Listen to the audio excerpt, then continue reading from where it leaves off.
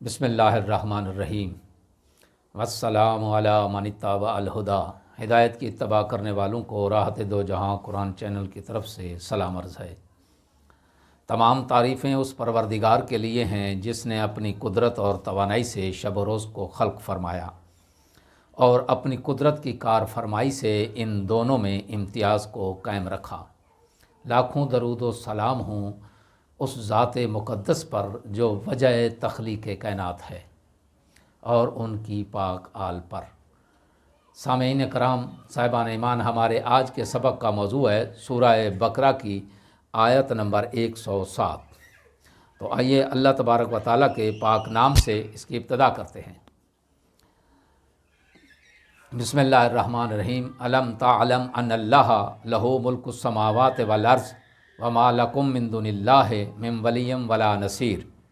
کیا تو نہیں جانتا کہ آسمانوں اور زمین کی سلطنت صرف اللہ ہی کے لیے ہے اور اللہ کے سوا تمہارا کوئی کارساز اور مددگار نہیں ہے۔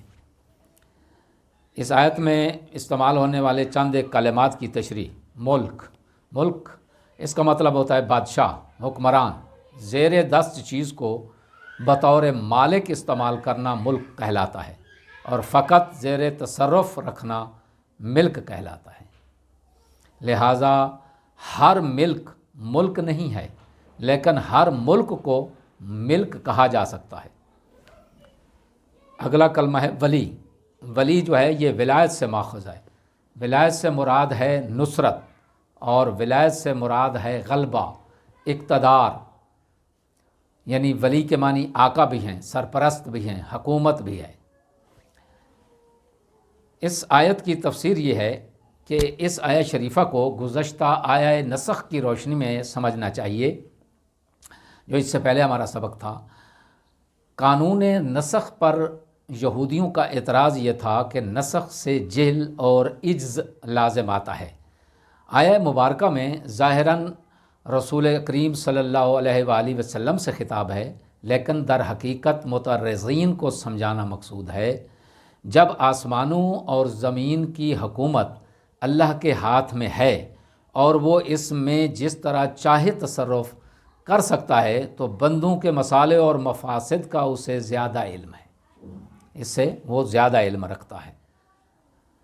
اس آیت میں بیان ہونے والے اہم نکات دو ہیں۔ پہلا نکتہ یہ ہے کہ آسمان اور زمین کی بادشاہی صرف اللہ کے لیے ہے، اور دوسرا نکتہ اس میں یہ ہے کہ لا محدود حاکمیت مطلقہ کا تقاضا یہ ہے کہ جب چاہے اپنے بندوں کے مصالح اور مفاسد کے پیش نظر، یعنی نفع اور نقصان کے پیش نظر، احکام میں رد و بدل کرے۔